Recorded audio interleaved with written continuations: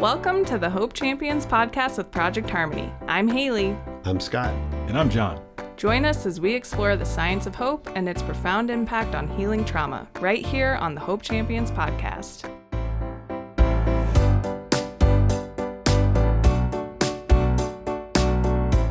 Welcome to Hope Champions podcast. I'm Hailey. I'm Scott. And I'm John. And today is our last episode of the season. So Woohoo. sad. Oh, woohoo. Conflicting. So sad. No. There's always next year. Yes. There's always next season. Yes. Yeah, I was not next year. Hopefully Next season. sooner than Next next year. season. Yes. So one of the things that we sometimes hear as we're out training and talking about hope is that people just really want coaching around it, right? People understand it when we talk about it. And then I oftentimes hear, well, when in the training it made so much sense, but now that I'm back in my office or now I'm back in my role, I don't know how to do it. So I would love for our listeners to learn from somebody who's been doing this work for a long time. Well, I have just the person for you, Scott. Today I talked to JerLene Mosely of Mosely Consulting. She is a life coach. She works with lots of different kinds of people, teachers, school administrations, individuals, businesses. But she also worked with GALLUP for many years and has really interesting insight on how students build hope and how to identify how we build hope.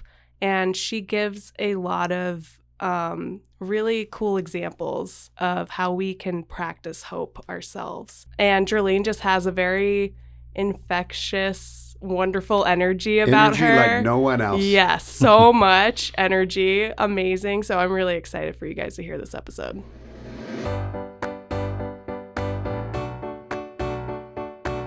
Welcome to the show. Thank you so much for being here. We're super excited to talk about hope, and I've been told that you have a ton of experience with hope. My pleasure, Hailey. Thank you. Yes, I have spent over 35 years thinking about hope and possibilities in young people. And so I had a chance to have a long career at GALLUP, focusing on strengths and hope.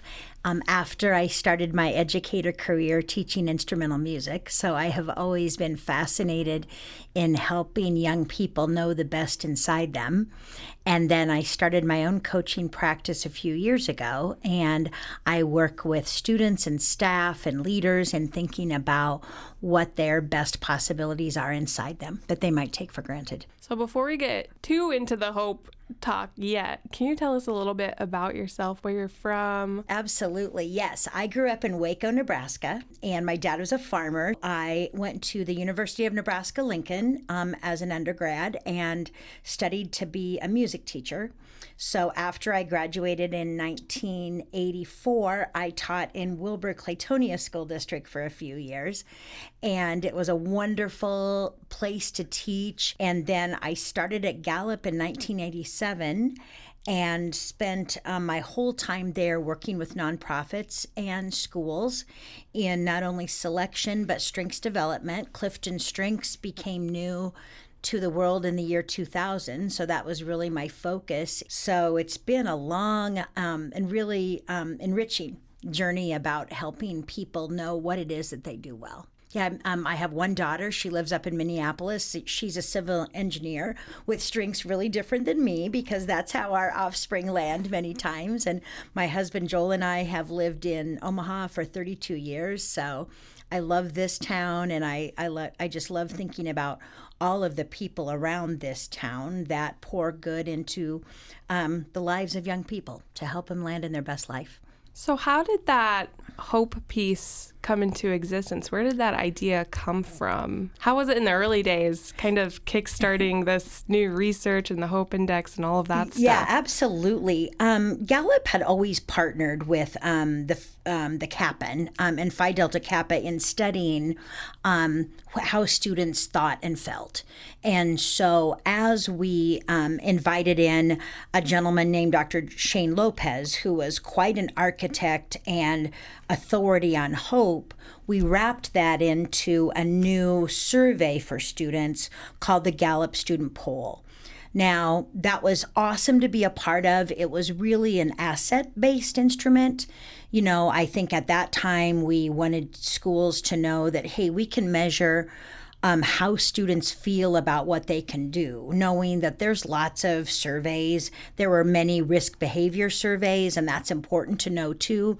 But there wasn't really anything in the space of asking students, from 5th grade through 12th grade about who was most positive and hopeful to them about their future. How did they think about their future in a positive way?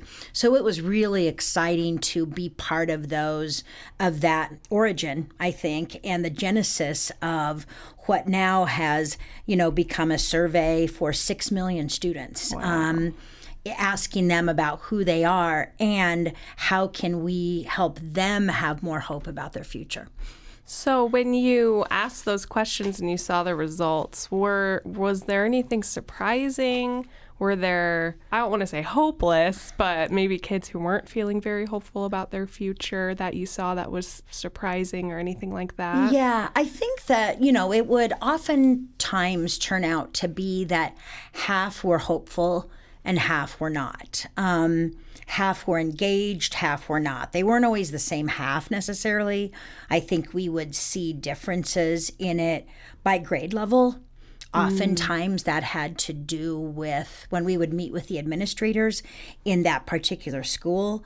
Sometimes they would reflect on the educators that were serving those kids, and they would say, oh yes, probably 6th grade, that's a really hopeful team. They think about positive affect. They think about looking ahead. I think the other fascinating discovery was that many students, by and large, were positive about their future. It was when we asked them more specifically, how will you get there, that's where it fell away. They didn't have as many ways and means to get there. They had positive thoughts and aspirations about what their future wanted to be, what they wanted their future to be like.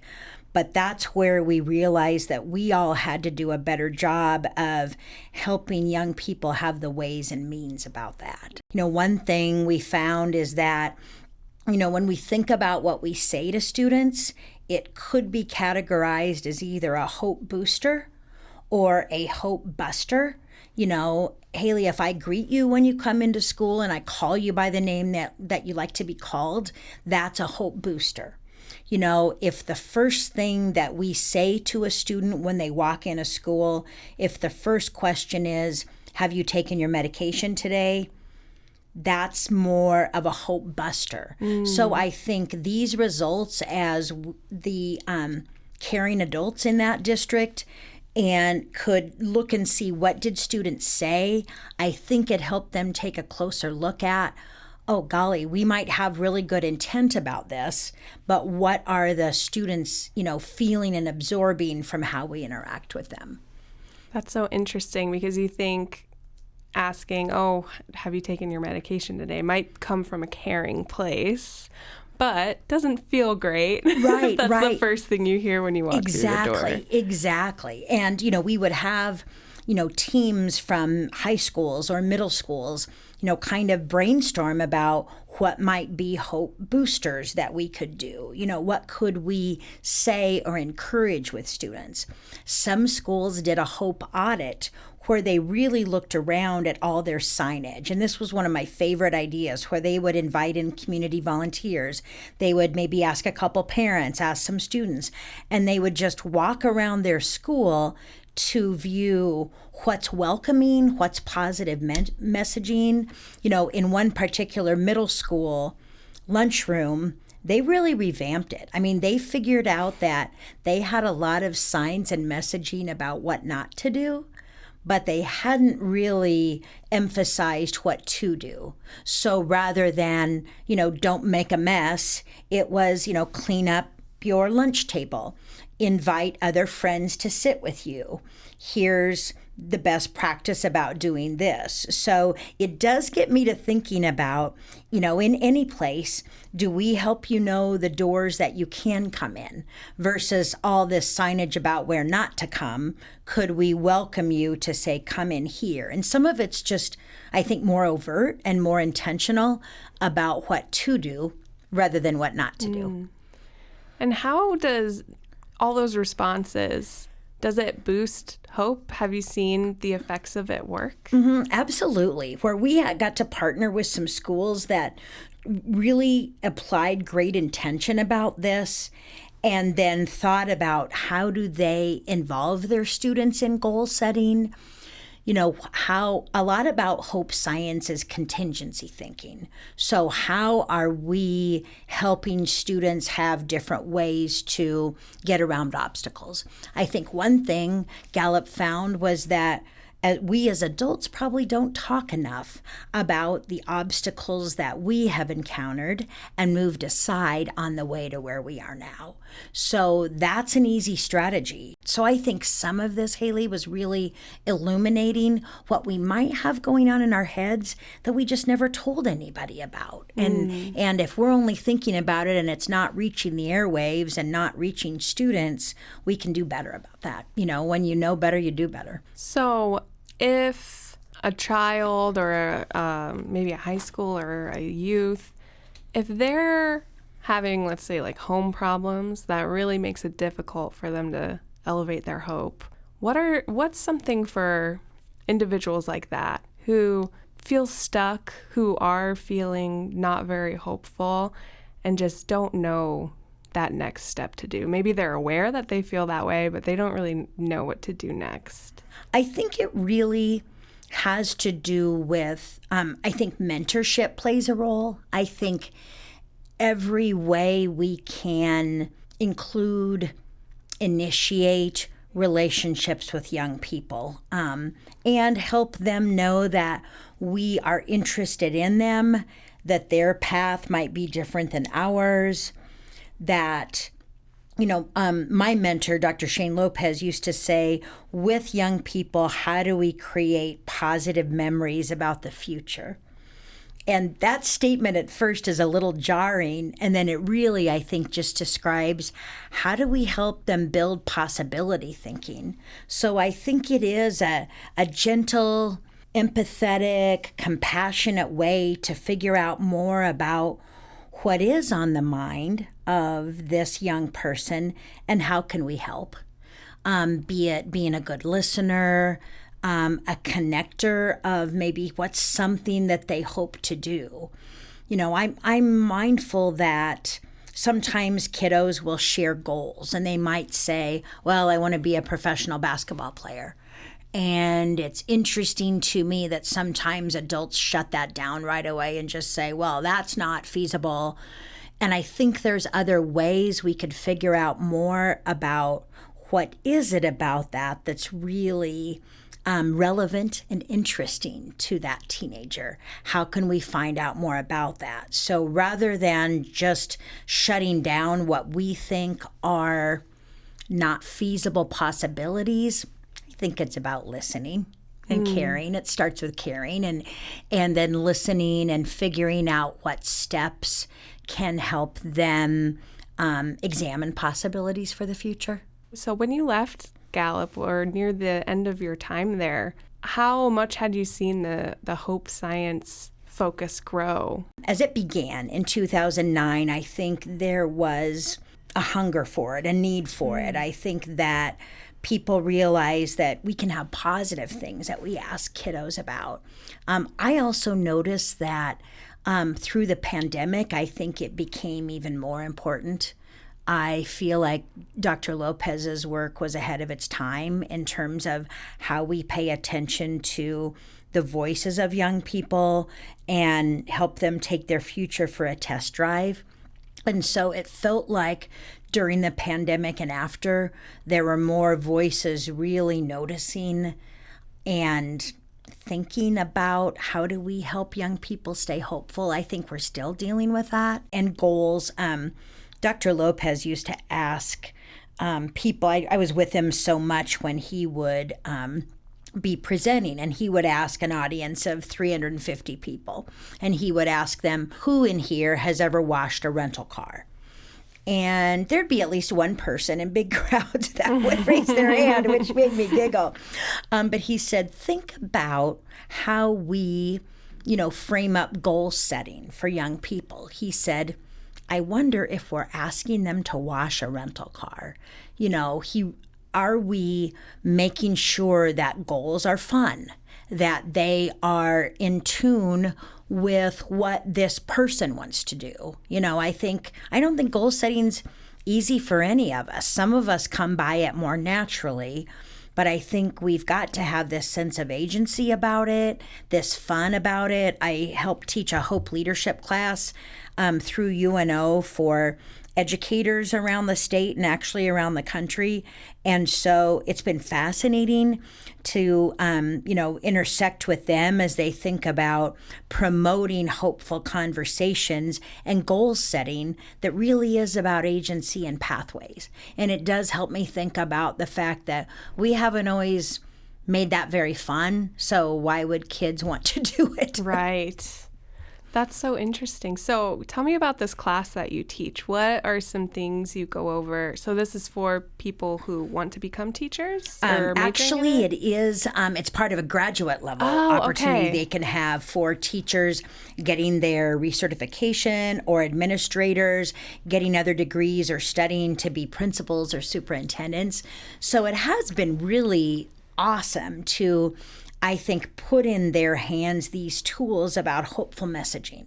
So one of the assignments is for them to think about a communication that has come out from your organization or school and just scan it to say, how hopeful is this? And many times the students will say, oh gosh, you know what? We were just sharing information. I don't know that I made people excited about this. We know from GALLUP research that if you want to engage your followers, the more hopeful you are about the future, the more engaged people will be. And so with that premise, I think it becomes a way to say, oh gosh, if I have a weekly newsletter for my elementary school staff, how can I include pieces that are hopeful about the future? And so I think it gets them tweaking things ever so slightly to include hopeful nuggets. And it's awesome to really know that, well, I'll just say it, in Grand Island Senior High School, every single student and every single staff member knows 5 ways they contribute their talents. And so that's been, I think, eye-opening and illuminating as the kiddos talk about themselves in interviews. I think it's a wonderful way for seniors to think about, how will I share this? I'm embarking on the work with freshmen this week. And so by the time May comes around, one of my favorite questions is, hey, what do you know now about being in high school? And what advice would you give to 8th graders that you didn't know in August when school started? So I think it's this evolution. I mean, humans want to learn and grow. We all do. We might not say that out loud when we get up. It's not what people probably report to their barista. But it really is a way to help each person know ways that they can grow and develop according to who they are. So I guess it feels good to know what I know from a research perspective, and, just being a student, an ongoing student of hope science and positive psychology, to keep learning about that. But I really want to put it in people's hands for tools about their own talent. One of the best tools that you have inside you that's the best multiplier, Hailey, is your talent. And so it's fun to help people know that and then activate on that. Okay, so you treat the strengths as pathways. Mm-hmm. Okay. Mm-hmm. Having it framed up that way is really helpful, I think. Oh, good. And I think strengths, it personalizes how we boost hope. It doesn't have to be only people with futuristic or positivity that will rah-rah others to a hopeful future. It can be the way that I scrutinize something through an analytical talent. And it might feel like in a meeting, as I'm furrowing my brows and figuring out if this is worthy of our energy, that can also be a hope boosting strategy to make sure that I'm going to think about details if I'm wired with analytical talent that will ensure success. And that's part of hope boosting too. So I think it puts a name to all the different ways we do things. Because other than that, it feels, I think that was the very reason that Don Clifton developed this strengths language, because he wanted to have a language where it was more robust. Because previous to this, it was just easy to say, well, Hailey's like that and I'm not, and we didn't give full breadth and depth to all the different uniquenesses we carry and how much they can contribute. Is that kind of what you do with a lot of your consulting? Do you go over their strengths and kind of build off of that, or do you have a different method for each person? Or you know what, I do have a different method for each person because of my individualization, but at the heart of everybody is their Clifton strengths. So today already I coached new administrators, helping them know that, okay, they were a new principal at a school. So I think it was helping them know how they lead best through who they are. How do they, and it always incorporates hope science. How do we keep people inspired? There can be a lot of hope and joy and inspiration at the start of a school year. That might start to wane a bit as we get into it. And then, how do they help others stay hopeful? And I think that, the tricky thing for leaders in any context is, how do I motivate and engage people who are wired really differently than me?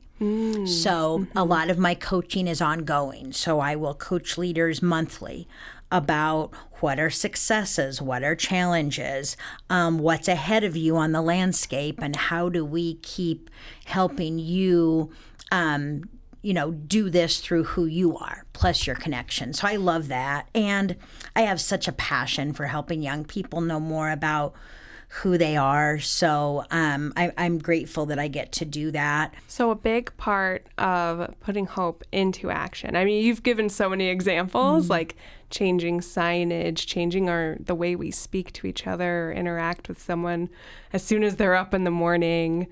But a big thing you mentioned is goal making. And it's difficult to make goals, probably at any age, I would think. What advice would you have for someone who knows they need to make goals, but they don't know where to start? Right. I think it's figuring out, first of all, what's the time frame that is most palatable to them. So let's say that I am a young person and you could ask me about, what do you want to do in the future? And they don't have any idea.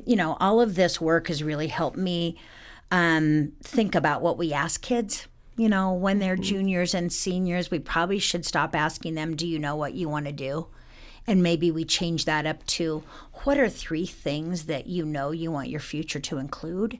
Because that could incorporate a lot of things. I think with goal setting, it can be, maybe it's, hey, what are 3 things you could think about between now and Friday? Sometimes I think we might even want to call it, what are 3 things, or what could we try on? So figure out more about, where does joy and energy come from the time frame? And then let's deal with that accordingly. I would ask, what gives that young person hope? What's a picture of hope to them?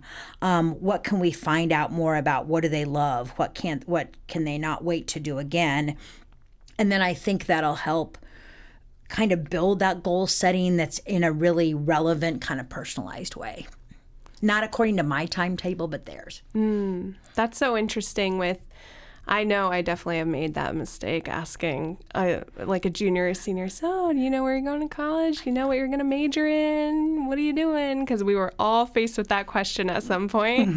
It's interesting to think about how that could actually expand your hope, not having a total idea, but opening up to different possibilities and try different things to see what you actually like instead of just in the box right away. Absolutely. Yeah. Well, and that's one thing that we found with hope for young people that it was such a predictor of successful outcomes, that it was more of a predictor of whether kiddos would come home or not, or continue with their college after the first semester than perhaps their ACT or SAT score was.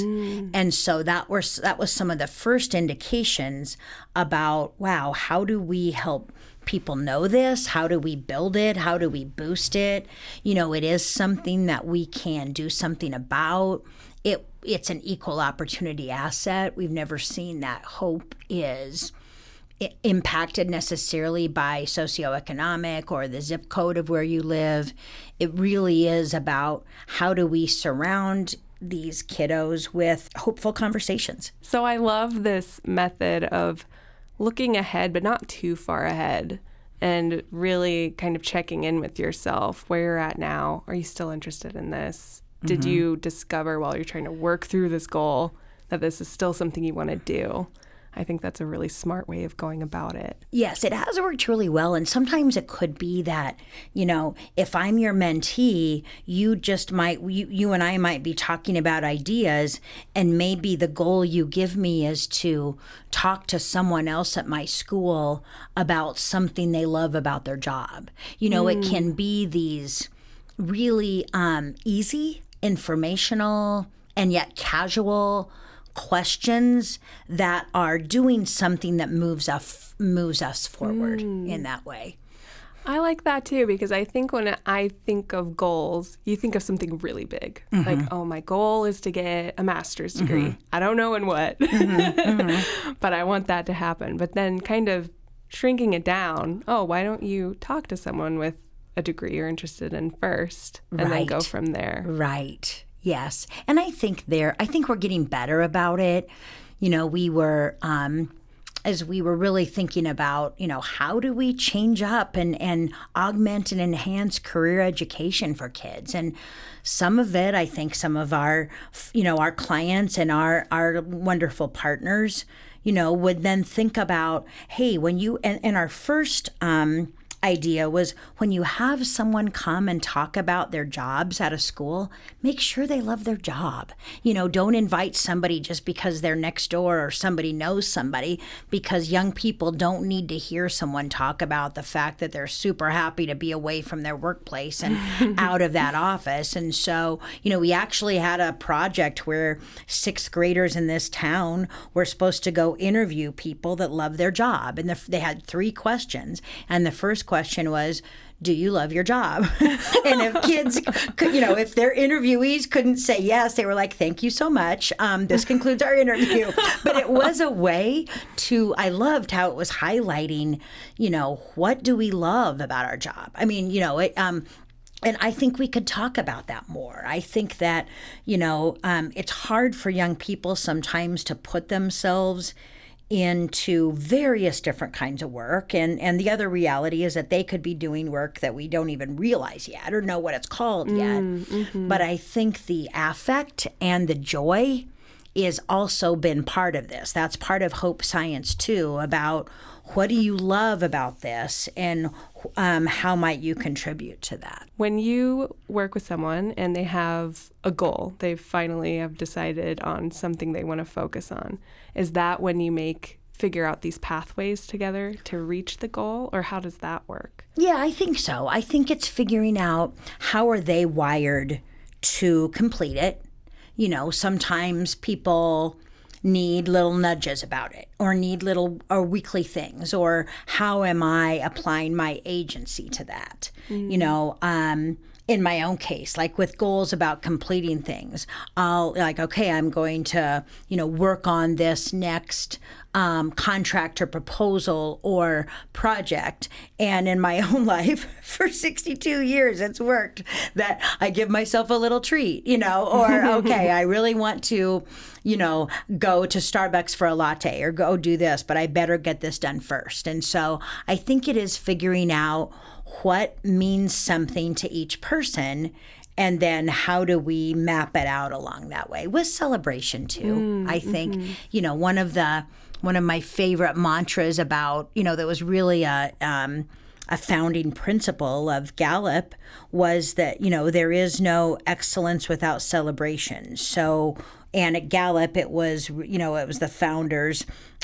He would say, let's eat about it. So we always, it was about having food or something nearby to share in that way too. So I think an important question would be when we succeed at this, when we meet this goal, how do you want to celebrate about it? So what happens if you don't meet the goal and maybe you feel a little bad about it, or you don't feel as hopeful about it? What happens with that? Yeah, I think we then just re-goal and always knowing that's a piece about it.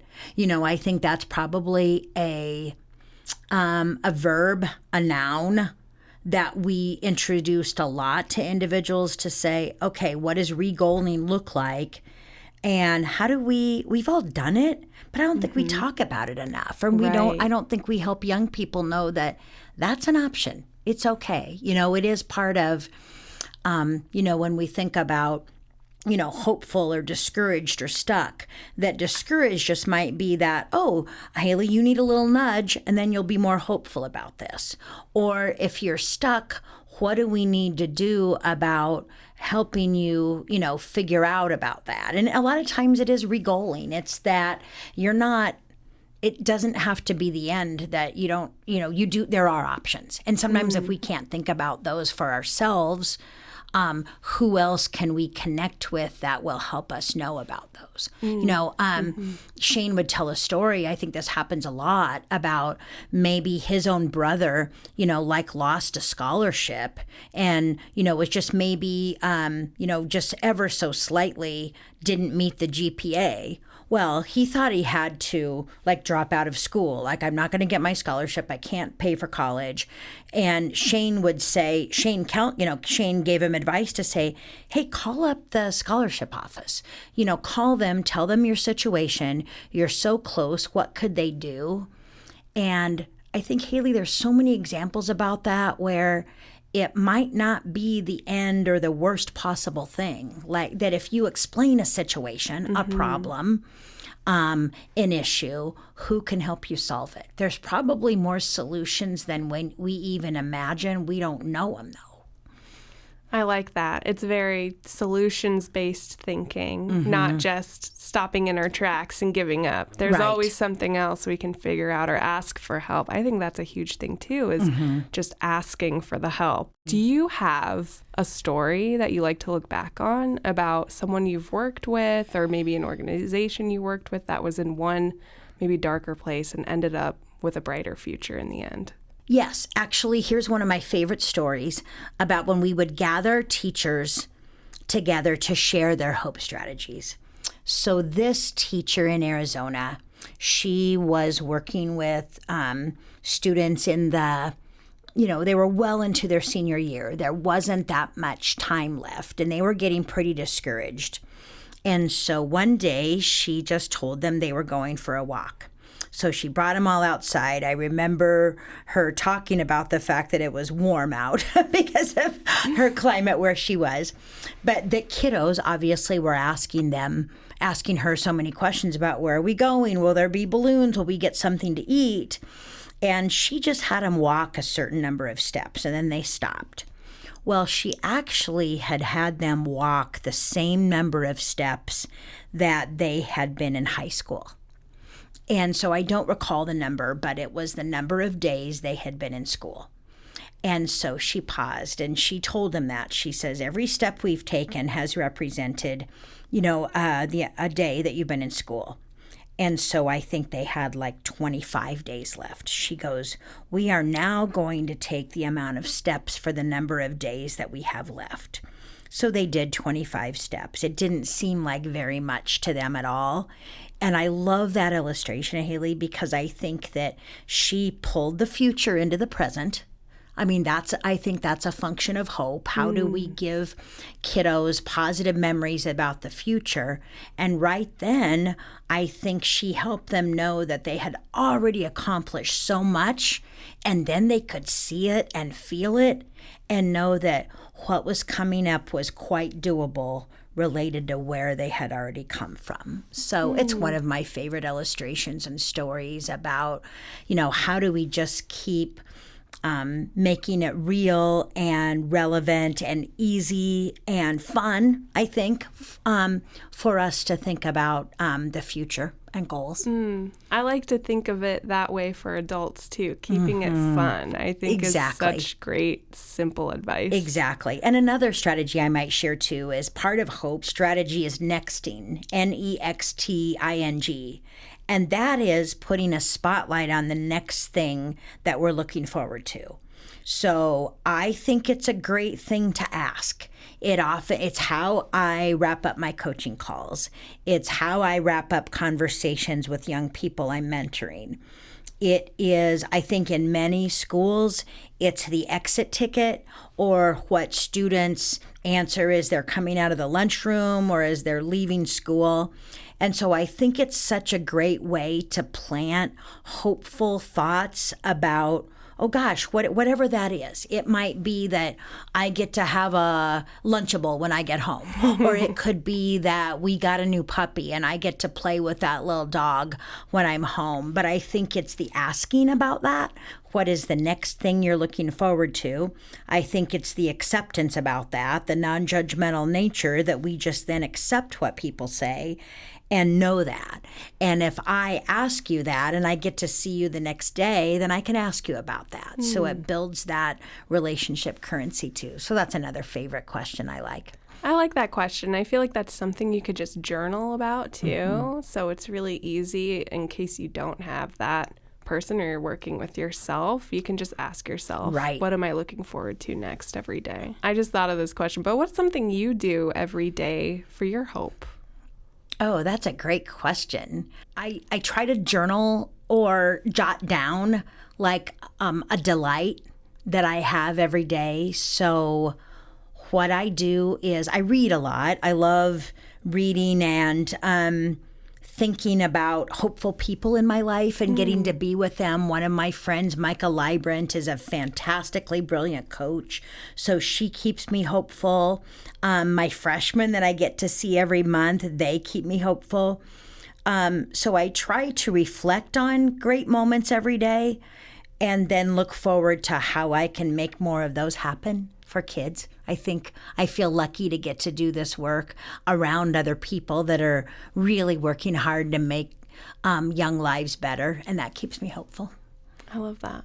So this question might be the same of what you just said a little bit, but something we ask all of our guests and that me and Scott and John will answer every week is, what gives you hope this week? Oh gosh, what gives me hope this week is knowing that, Hailey, there are people like you right here that are pouring energy into helping young people land in their best life.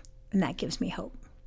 That is a beautiful answer. Thank you. You're welcome. I love that. You're thank welcome. you so much for being on Hope Champions podcast. Thank you. It's been so fun to talk with you all. Then I would just say, everybody that's listening to this, ask someone else in your life the next thing they're looking forward to.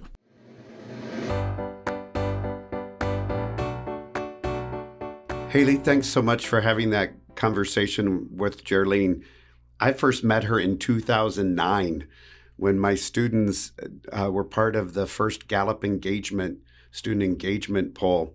And I remember thinking, who is this powerhouse person that's training us all on this? And I was so overwhelmed by her positive energy and the infectious enthusiasm that she brings to this work. So it's great to visit and share that energy with everybody. Yeah, I really enjoyed speaking with JerLene. This was my first time meeting her, but as soon as you talk to her, it's like, you're her best friend. Yeah, exactly. And kind of like John Davis. Yeah, that's right. But yeah, I loved our conversation. It was so hard to edit because we talked about so many interesting things, but we only have so much time on the show. Mm-hmm. But one of the things we talked about that she really kind of gave me some inspiration on is mentorship and how important it is, not just for us to seek a mentor, but to mentor others as well when we're in that place in life.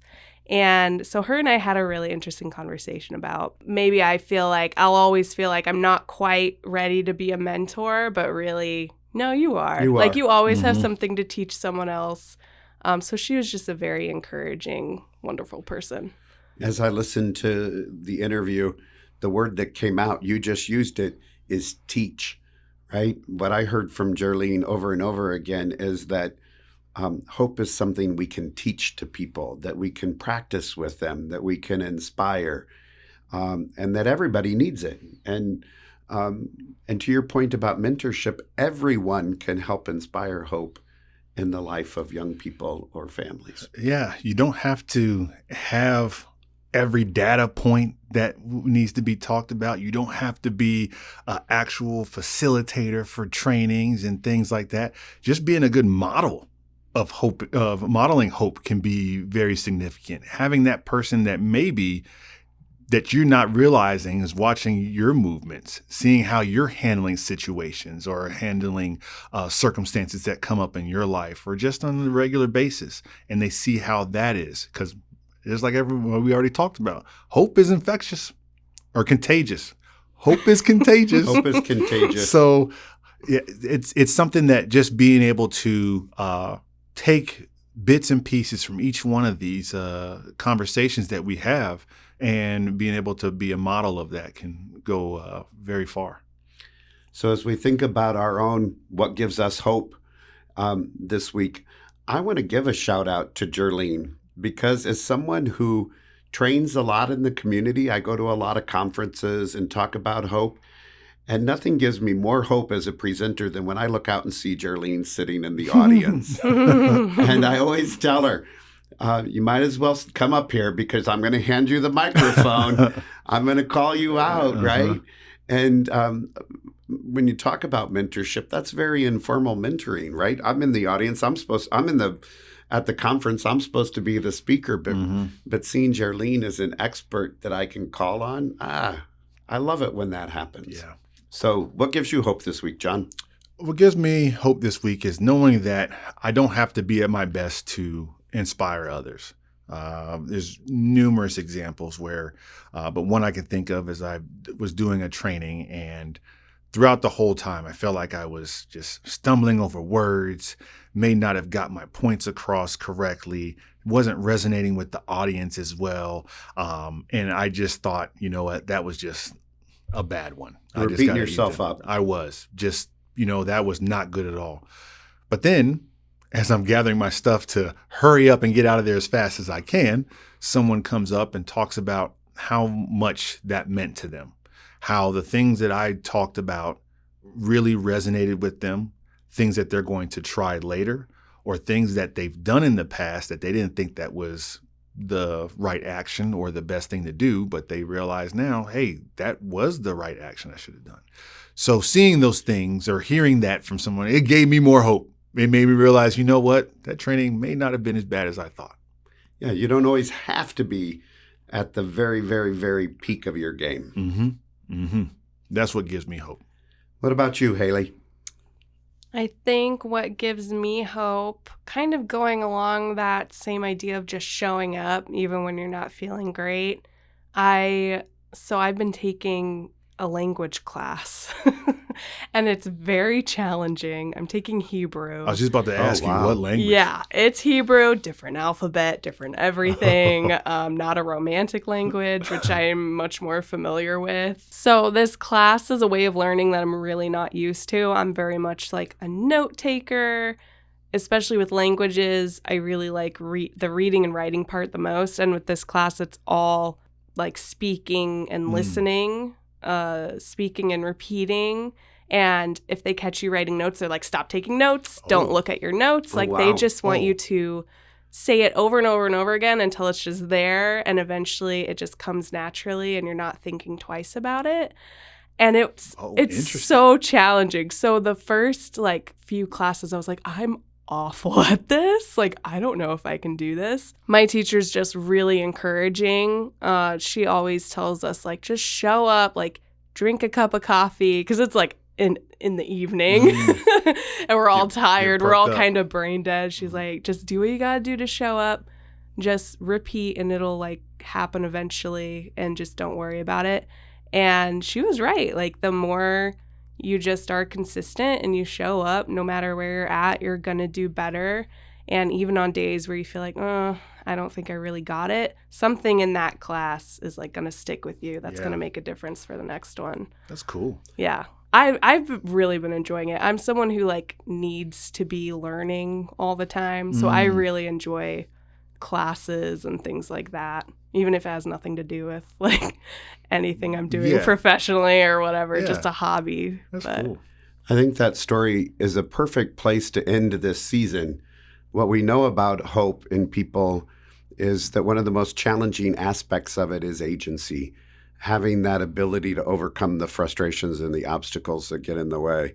And what you just shared is you're having to learn new agency strategies. You're having to learn new ways to handle the obstacles and frustrations. And that's the greatest challenge I think that we have in our community to build hope. So I'm glad that you left. We're leaving the season with the challenge to think differently, people, to find new strategies when life throws you something tough. Find new ways, stick with it, persevere, find new ways to handle those challenges. One of the challenges that we will have is finding great speakers to bring you in the next season of the podcast. So if you have great ideas, great questions, great challenges for us, please send them to us. Yes, you can email us at info@projectharmony.com. So if you have any topic suggestions or any ideas like that you want to share with us, send them our way. We'll catch you next season. See you next season. Bye. Thanks for listening to the Hope Champions podcast with Project Harmony. For more information about the podcast or how to become a Hope Champion in your community, visit our website at projectharmony.com/Hope Champions. Listen, rate, and subscribe to the show on Spotify, Apple Podcasts, YouTube, or wherever you like to listen to podcasts. Keep up with us and the rest of Project Harmony on social media. Follow us on Facebook, Instagram, and LinkedIn at Project Harmony, and on X at Project Harmony 2. Join us for the next episode.